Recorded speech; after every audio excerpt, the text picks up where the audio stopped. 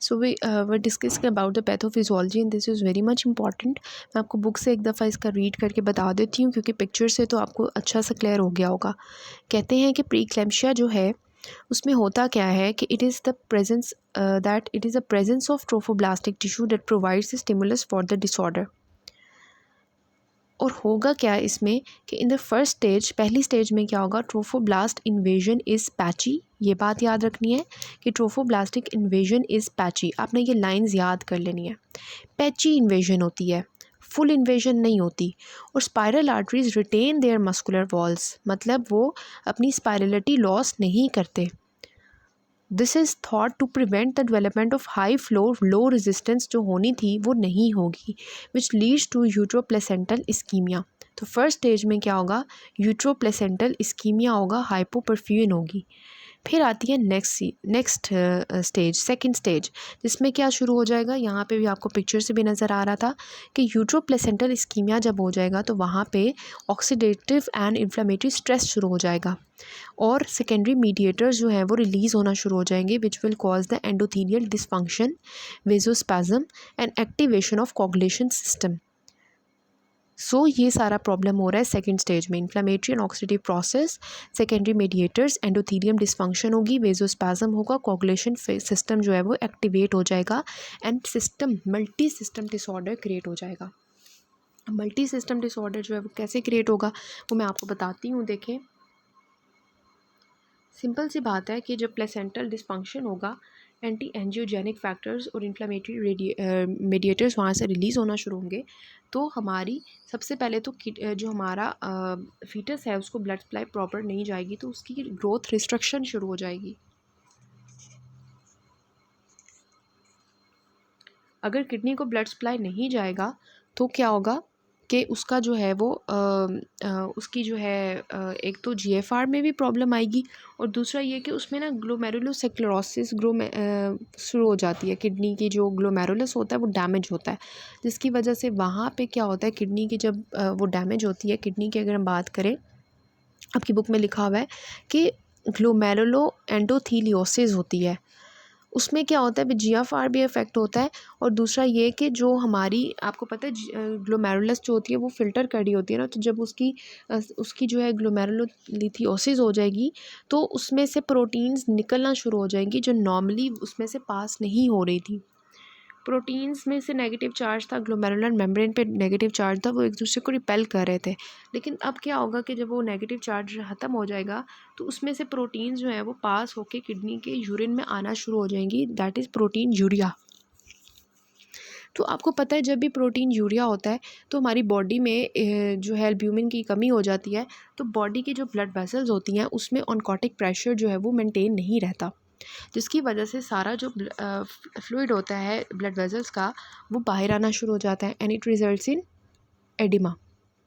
सो आपको एडिमा मिलेगा ऐसे पेशेंट्स के अंदर, उनकी टांगें सूजी होंगी और जिस्म के हिस्से सूजे होंगे, एडिमा होगा।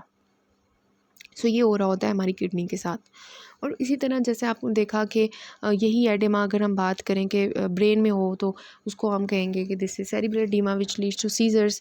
और यही अगर हम बात करें कि ये हमारी आइज़ में होगा तो रेटिनल हेमरेजेस होंगे, एक्सुडेट्स और पेपिलिडीमा हो जाएगा वहाँ पे।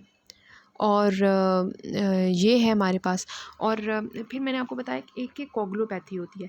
कोगुलोपैथी के जो सारे प्लेटलेट्स होते हैं ना वो हमारे, क्योंकि वहाँ पे ना जो है ब्लड वेसल वेजोस्पैज्म में गई हुई है ना, तो वहाँ पे ना वो एक कोगुलेशन कैस्केड एक्टिवेट हो जाती है, तो सारे के सारे प्लेटलेट्स जो हैं वो कंज्यूम हो जाते हैं, which leads to low platelets की कमी हो जाती है।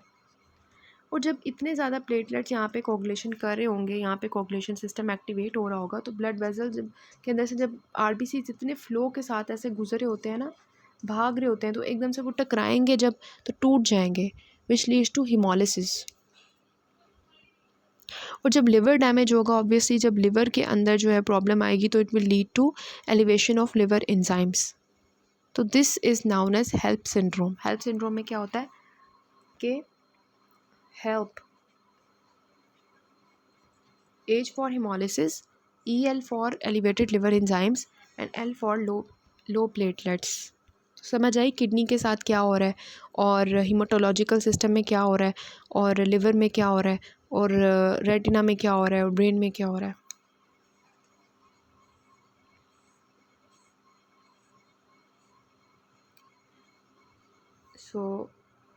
सो प्रोटीन यूरिया किडनी में देखें रीनल डिसफंक्शन हो रहा है, ग्लोमेरुलोलिथियोसिस हो रही है, जीएफआर जो है वो इम्पेयर्ड हो रहा है और प्रोटीन यूरिया हो रहा है किडनी में। लिवर में क्या हो रहा है, एलिवेटेड लिवर एंजाइम्स हो रहे हैं, लिवर का कैप्सूल जो होगा वो भी हमारा अफेक्ट होगा। फिर हेमाटोलॉजिकल डिसफंक्शन में प्लेटलेट्स कम हो जाएंगे, आरबीसीज टूटना शुरू हो जाएंगे, हेमोलिसिस होगी क्योंकि कोगुलोपैथी हो रही है। और न्यूरोलॉजिकल फीचर्स में क्या होगा, क्लैम्पशिया होगा ड्यू टू सेरेब्रल एडीमा। और कार्डियो रेस्पिरेटरी डिसफंक्शन में क्यों होगा, because of the pulmonary oedema. Lungs effect होंगे तो हार्ट भी इफेक्ट होगा। और यूट्रोप्लेसेंटल डिसफंक्शन की वजह से फीटस को क्या होगा, फीटल ग्रोथ रिस्ट्रिक्शन होगी। ये देखें यहाँ पे आपको समझ आएगी, ये ऊपर वाला छोड़ दें, यहाँ से देखें कि ये हेल्प सिंड्रोम कैसे डेवलप हो रहा है। कि जब एंडोथीलियल एक्टिवेशन हो रही है, डिसफंक्शन हो रही है, डैमेज हो रहा है एंडोथीलियम का, तो यहाँ पे देखें कि आरबीसीज जो हैं वो जब डैमेज वेजल्स में से ज़ोर से गुजरेंगे तो वो टूट जाएंगे, विच लीड्स टू हिमोलिसिस। फिर हिमोलिसिस की वजह से जो है वो फर्दर लैब फाइंडिंग्स आएंगी जिसमें we have the anaemia, normocytic होना शुरू हो जाएगा, एलडीएच हाई होगा, बिलीरुबिन जो आरबीसीज का होगा वो बाहर आ जाएगा, हेप्टोग्लोबिन लो हो जाएगा। इसको छोड़ दें। यहाँ पे देखें दूसरा कि प्लेटलेट्स कम हो रहे हैं क्योंकि प्लेटलेट्स कंज्यूम होते जा रहे हैं। और तीसरा ये कि जब ये हमारे लिवर में जाएंगे ये माइक्रोथ्रोम्बिन, तो ये इसकी वजह से डैमेज करेंगे hepatocytes and leads to damage liver enzymes. तो आपको पता होना चाहिए एलिवेटेड लिवर एंजाइम, तो आपको पता होना चाहिए लिवर एंजाइम्स क्यों एलिवेट हो रहे हैं, प्लेटलेट्स क्यों कम हो रहे हैं और हिमोलिसिस क्यों हो रही है। तो ये आपको यहाँ से पता चलेगा। ओके देन हम करते हैं आफ्टर दैट कि पैथोफिजियोलॉजी इसकी कैसी होती है। अब हम करेंगे इसकी इन्वेस्टिगेशंस। तो दो तरह की इन्वेस्टिगेशंस होती हैं जो यहाँ पे ब्लू कलर की लिखी हुई हैं, ये हमारी होंगी फ़ीटस के लिए कि फ़ीटस की वजह से हमने ऊपर देखा कि उसकी ग्रोथ रिस्ट्रिक्शन हो रही थी, तो उसको चेक करने के लिए हम अल्ट्रासाउंड करेंगे। और दूसरा हम उसकी अगर सीटीजी एब्नॉर्मलिटीज़ को देखने के लिए कि वो तो नहीं आ रही, तो हम जो है वो सीटीजी करेंगे। तो ये हो गई हमारी फ़ीटस को देखने के लिए। दूसरी होती है मदर की हालत को देखने के लिए। तो मदर की हालत क्यों के देखें, हम क्या क्या करेंगे, बेसलाइंस करवाएंगे। बेसलाइंस में हमारे पास क्या होगा, सीबीसी करवाएंगे। सीबीसी में आपको क्या मिलेगा, जो है प्लेटलेट काउंट क्या मिलेगा, फॉलिंग मिलेगा, कम मिलेगा प्लेटलेट काउंट। और अगर हम बात करें हिमाटोक्रेट की, तो वो क्या होगा, हिमोलिसिस हो रही है ना, तो हिमाटोक्रेट जो है वो आपको कम मिलेगा। इसी तरह अनीमिया मिलेगा, नॉर्मोसाइटिक अनीमिया, क्योंकि आरबीसीज टूट रहे हैं। और इसके अलावा क्लॉटिंग स्टडीज़ आप करवाओगे, तो क्लॉटिंग स्टडीज़ जो हैं वो आप करवाते होते हो ये देखने के लिए कि क्लॉटिंग प्रोफाइल का क्या हाल है, लिवर का क्या हाल है, इस तरह से। तो ये हमारा हो गया। इसके अलावा बेसलाइन में दूसरी चीज़ क्या आएगी, सीबीसी होगी, क्लॉटिंग फैक्टर्स हो गए। फिर आप क्या करोगे, रीनल आरएफटीज़ करवाओगे। और क्या करवाओगे, एलएफटीज़ करवाओगे, आरएफटीज़ करवाओगे और एलएफटीज़ करवाओगे। आरएफटीज़ में आप क्या चेक करोगे, जो है रीनल फंक्शन टेस्ट में यूरिया, क्रेटिनिन, ये सब कुछ के रीनल सिस्टम का क्या हाल है ना। फिर लिवर को चेक करोगे, उसके एलएफटीज़ वगैरह करवा लोगे। तो ये हमारी हो गई सारी बेसलाइंस में। फिर होती हैं कि आपने देखना है कि जो हमारी प्रोटीन यूरिया है वो किस लेवल की है, तो उसको देखने के लिए कुछ आपको करना पड़ेगा। तो दैट इज़, एक आप प्रोटीन क्रेटिन रेशो लेते हो और दूसरा होता है आपके पास डिपस्टिक एनालिसिस। तो ये आपकी बुक में एक पिक्चर बनी हुई है, ये हमारे पास डिपस्टिक होती है। ये हम जो है आपके पास फीमेल्स आती है ना, अब 24 आवर यूरिन कलेक्शन तो नहीं आप कर सकते ना, मतलब आप 24 घंटे वेट करो और फिर चेक करो। अभी आपने अर्जेंट और उसी टाइम जो है आपने मतलब अभी देखना है, मतलब उसी टाइम आपने चेक करना है, इंस्टेंट आप रिज़ल्ट चाहते हो, आप 24 घंटे का वेट नहीं करना चाहते, तो इंस्टेंट रिज़ल्ट आपके पास डिपस्टिक से आएगा। या आप डिप करोगे इसके अंदर, यूरिन के अंदर, और फिर आपको जो है ये रीडिंग्स देगा, प्लस, एक प्लस, डबल प्लस, और इस तरह से। तो ये आपको बता देगा कि इतना होगा तो ये प्रोटीन यूरिया हम कंसिडर करेंगे। ये आपकी बुक में टेबल बना हुआ है, इसको देख लें, टेस्टिंग फॉर प्रोटीन यूरिया, कि आप करते हो सबसे पहले डिपस्टिक यूरिन एनालिसिस। तो इंस्टेंट रिज़ल्ट देता है ये आपको, लेकिन इतना अच्छा नहीं है। बस आपको ये बताएगा कि प्रोटीन यूरिया आप मतलब कंसिडर कर सकते हो कि ये आपके पास जो है वो आ गया, अब आप जो है वो 24 आवर कर लो इसके बाद। और रूल आउट करने के लिए। तो इंस्टेंट रिज़ल्ट आपको डिपस्टिक देगा। तो अगर तो ट्रेस अमाउंट में है, मतलब कुछ भी नहीं आपको, मतलब आपने डिप किया और आपको कुछ भी पॉजिटिव भी नहीं नज़र आया, मतलब कि मतलब हम देखेंगे ट्रेस में पॉजिटिव, अब अगर आपको नज़र आया, पॉजिटिव नज़र आया, तो पॉजिटिव नज़र आया इट मीन्स दैट कि पॉसिबल है कि सिग्निफिकेंट प्रोटीन यूरिया है, लेकिन आप जो है वो क्वांटिफाई कर लो कि वो कितनी है। मतलब वो कह रहे हैं कि आपको उसने बता दिया है कि प्रोटीन यूरिया है, लेकिन कितनी अमाउंट में है वो आप क्वांटिफाई करने के लिए कोई और टेस्ट परफॉर्म कर लेना चाहिए आपको। लेकिन अगर जो है वो पॉजिटिव 2+ है या 2+ से ज़्यादा है, ठीक है, तो इस केस में ये आपके पास पक्का आपको श्योर कर देगा कि अब जो है सिग्निफिकेंट प्रोटीन यूरिया है और इसमें आपको क्वांटिफाई करना पड़ेगा। मतलब ये कि ये आपको +2 तो पक्का श्योर कर देगा, या +2 से ज़्यादा तो पक्का शो कर देगा कि इसको प्रोटीन यूरिया है। लेकिन अमाउंट कितनी है, अमाउंट चेक करने के लिए आपको कोई और टेस्ट करना पड़ेगा, that is protein creatinine ratio. तो इसमें आप जो है वो क्या करते हो कि अगर तो आपके पास 30 mg/mol जो है उससे ज़्यादा है, तो ये मतलब कम होगा, ये आपकी हो जाती है। फिर 24 आवर जो यूरिन कलेक्शन होता है उसमें आप जो करते हो, उसमें जो है ना ये आपका मेजर चीज़ होती है जो आपने यहाँ याद करनी है कि 324 आवर्स के अंदर अगर 300 मिलीग्राम से अगर ज़्यादा मिलता है ना, तो ये आपको प्रोटीन यूरिया कन्फर्म करेगा। मतलब आपके पास एक पेशेंट आया और पेशेंट आई है, आपने उसी वक्त उसकी डिपस्टिक की है, डिपस्टिक में अगर आपको +2 मिल गया या +1 मिल गया, तो आपने उसको क्वांटिफाई करना है कि अच्छा इसके अंदर प्रोटीन यूरिया तो है, लेकिन कितना है, उसको कंफर्म करने के लिए आप जो है वो 24 आवर यूरिन कलेक्शन करोगे और उसमें प्रोटीन यूरिया चेक करोगे। तो वो जो आप करोगे वो अगर आपको 24 आवर्स के अंदर 300 मिलीग्राम से ज़्यादा मिल जाती है या 300 मिलीग्राम्स प्रोटीन मिल जाती हैं, इट मीन्स दैट कि ये आपको पास कन्फर्म्ड है सिग्निफिकेंट प्रोटीन यूरिया।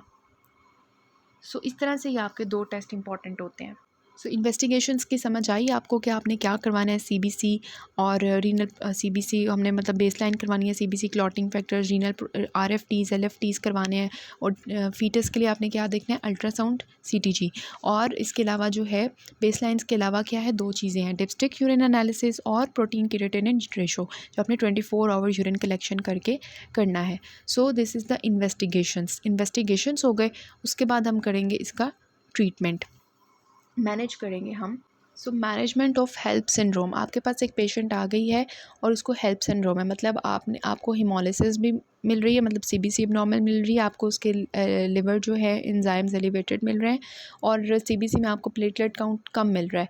तो फिर आप जो उसको कैसे मैनेज करोगे। सबसे पहले आप उसकी जो है वो सीज़र प्रोफ्लेक्सिस दोगे, क्योंकि आपको पता है कि अब उसको प्री क्लैम्शिया हो रहा है और इसके बाद जो है वो क्लैम्शिया की तरफ जा सकती है। तो आप प्रोफ्लेक्टिकली उसको मैग्नीशियम सल्फेट देते हो। मैग्नीशियम सल्फेट क्या करेगा, वो जो वेज़ोकंस्ट्रिक्शन हुई हुई है उसकी डायलेटेशन करेगा और सेरेब्रल एडीमा को रोकेगा, जिसकी वजह से सीजर्स नहीं होंगे। Then treat severe hypertension if present with anti hypertensive drugs. तो एक हो गया हमारे पास मैग्नीशियम सल्फेट और दूसरा हो गया हमारे पास एंटी हाइपरटेंसिव ड्रग्स। तो ये हमारी इनिशियल हो गई, magnesium sulphate and anti hypertensive drugs. फिर आपने देखना है कि अब मैंने इसकी डिलीवरी प्लान करनी है या नहीं, क्योंकि मदर तो आपने स्टेबलाइज कर लिया एंटी हाइपरटेंसिव दे के और मैग्नीशियम सल्फेट दे के। फिर आपने देखना है कि जेस्टेशनल एज जो है वो कितनी है, below the limit of viability और 34 वीक्स से ज़्यादा है। अगर तो है तो आप उसी वक्त जब टर्म आ गई है ना, तो आप उसको मैटरनल स्टेबलाइजेशन करके उसको डिलीवर कर दोगे। लेकिन अगर नहीं है, मतलब वो टर्म पे नहीं है, तो फिर आप जो है वो देखोगे कि सीटीजी करके और सीटीजी देखोगे और जो है बेबी को देखोगे, उसकी अल्ट्रासाउंड करोगे और उसकी हालत को देखोगे। फीटल डेथ हो गई है, प्लेसेंटा अब्रप्शन आपने अभी पढ़ा कि हाइपरटेंशन की वजह से। मतलब इनमें से कुछ भी है तो हम क्या करेंगे उस केस में कि हम डिलीवरी करवाने की कोशिश करेंगे और उसमें 48 आवर्स का गैप देंगे, और फिर साथ में हम बीटामेथाजोन देंगे ताकि उसकी लंग की मैच्योरेशन भी हो जाए। So this is actually the management in case of HELLP syndrome pre eclampsia. फिर हमने देखना है कि जो प्रेगनेंसी इंड्यूस्ड हाइपरटेंशन है उसकी मैनेजमेंट हम किस तरह से करेंगे। So we have the labetalol. Labetalol हमारी फ़र्स्ट चॉइस होती है प्रेगनेंसी इंड्यूस्ड हाइपरटेंशन के लिए, जो एंटी हाइपरटेंसिव ड्रग है और alpha and beta blocker both है। और ये क्या करती है कि this is the first choice. लेकिन अगर हम नहीं दे सकते ये वाला, तो फिर हम जो है वो कंसिडर करते हैं हाइड्रोलाजीन और मिथाइल डोपा। हाइड्रोलाजीन और मिथाइल डोपा जो है ये हम देते हैं।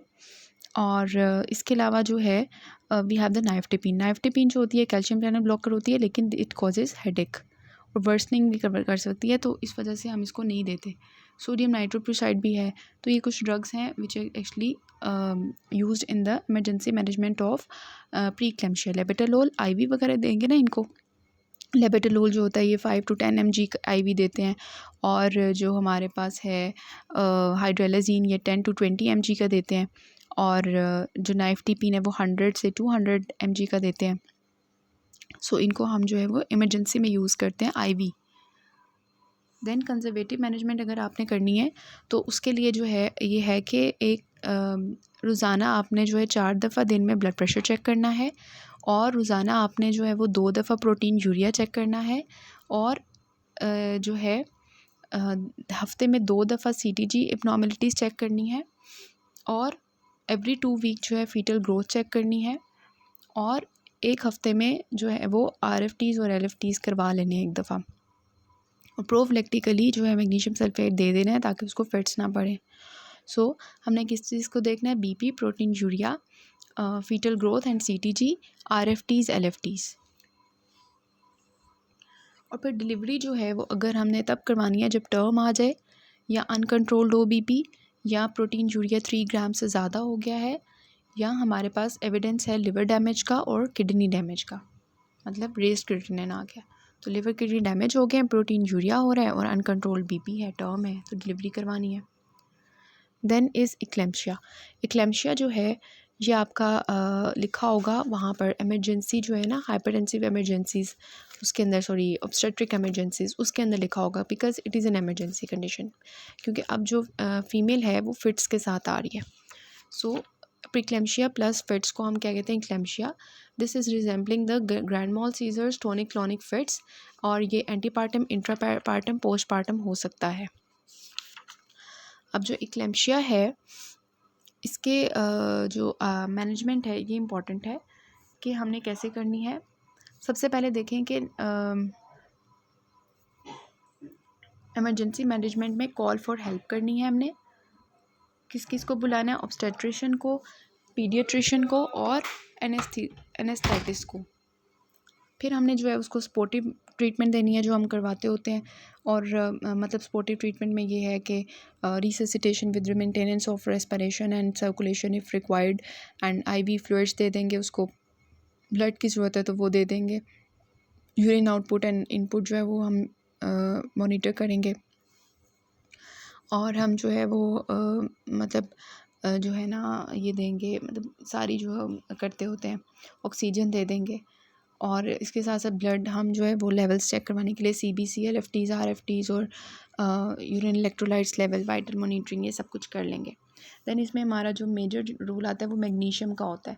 इसकी लोडिंग डोज जो होती है वो 4 ग्राम्स की होती है, क्योंकि लोडिंग है ना, हमने सबसे पहले ज़्यादा देनी है, तो ये आपने डोज इसकी याद रखनी है, बहुत इंपॉर्टेंट है। 4 grams IV bolus over 5 minutes, ये आपने याद रखनी है, 4 ग्राम्स आईवी लोडिंग डोज। और मेंटेनेंस डोज जो होती है वो इसकी 1 ग्राम होती है, ये वाली। बीपी कंट्रोल के लिए हमने पहले देख लिया, एंटी हाइपरटेंसिव लेबेटालोल है हमारे पास, और सेकेंड लाइन हाइड्रोलाजीन है। और फ्लूइड्स में वी हैव द फ्लूइड्स जो है वैसे हम high risk for the pulmonary oedema होता है, लेकिन क्योंकि यूरिन आउटपुट जो है वो कम हुआ होता है ना, तो फिर हम फ्लूइड मेंटेनेंस करते हैं। और थर्ड स्टेज में जो है वो हम ये देते हैं ऑक्सीटोसिन। इसका देख लें, ट्रीटमेंट ऑफ मैग्नीशियम सल्फेट जो है उसके थ्रू लोडिंग डोज 4 ग्राम्स है, मेंटेनेंस 1 to 2 ग्राम्स है। और अब ये बातें याद रखनी है कि मैग्नीशियम सल्फेट की वजह से क्या होता है, रेस्पिरेटरी डिप्रेशन होता है, और जो है कार्डियक अरेस्ट हो सकता है, और रिफ्लेक्सेस लॉस हो सकती हैं, और स्लर्ड स्पीच हो जाएगी, और इसके अलावा डबल विजन हो जाएगी, ये सारी चीज़ें आपको पता होनी चाहिए। मसल पैरालाइज हो सकता है। दीज आर द साइंस के मैग्नीशियम की टॉक्सिसिटी हो रही है। तो उस टॉक्सिसिटी को हमने ख़त्म करने के लिए क्या करना है, 10% कैल्शियम ग्लूकोनेट देना है। सो ये आपने याद रखना है कि एंटीडोट फॉर मैग्नीशियम सल्फेट, एक आपको पता होना चाहिए मैग्नीशियम सल्फेट हम कितनी देते हैं, मेंटेनेंस और लोडिंग डोज। दूसरा आपको पता होना चाहिए इसके साइड इफ़ेक्ट्स क्या होते हैं और हम कैसे पिक करें कि किसी को मैग्नीशियम की टॉक्सिसिटी हो गई है और फिर उसकी टॉक्सिसिटी के लिए हम कौन सी ड्रग देते हैं, calcium gluconate. So management of magnesium sulphate toxicity आपको आनी चाहिए कि इसकी टॉक्सिसिटी के साइंस क्या होते हैं। मैंने आपको बताया respiratory rate, muscle paralysis, reflexes absent, slurred speech हो जाती है और लॉस ऑफ रिफ्लेक्सेस होना शुरू हो जाते हैं। तो फिर हम क्या करते हैं कि इसकी ट्रीटमेंट के लिए कैल्शियम ग्लूकोनेट देते हैं 10% और नॉर्मल सेलाइन के ऊपर 10 to 20 मिनट्स पे। सो 18 years old, primary gravida, 35 weeks of gestation, emergency में आई है और ब्लड प्रेशर उसका ज़्यादा है। इनिशियल मैनेजमेंट आप कैसे करेंगे उसकी, वो आपने लिखनी है। And how and when you will deliver her, तो वो जो मैंने आपको बताई है ना कि किस तरह से उसको डिलीवर करनी है उसकी, और उसको आपने वैसे ना इस तरह ही करनी है, मतलब इसकी जो डिलीवरी करनी होती है ना वो हम उसी वक्त कर लेते हैं, क्योंकि जब फिट्स के साथ आ जाती है फ़ीमेल तो फिर जो है हम उसकी डिलीवरी ही करते हैं और मतलब मैग्नीशियम सल्फेट वगैरह को दे के ना तो उसकी डिलीवरी कर देते होते हैं। दैन 20 ईयर्स ओल्ड, प्राइमरी ग्रेविडाइज में डायग्नोसिस पूछा हुआ है, टॉनिक क्लोनिक फिट्स है ना, तो एक्लेम्शिया होगा। तो इन्वेस्टिगेशंस आपने सारी लिख देनी है, मैनेजमेंट स्टेप्स लिख देने हैं जो मैंने आपको बताए हैं।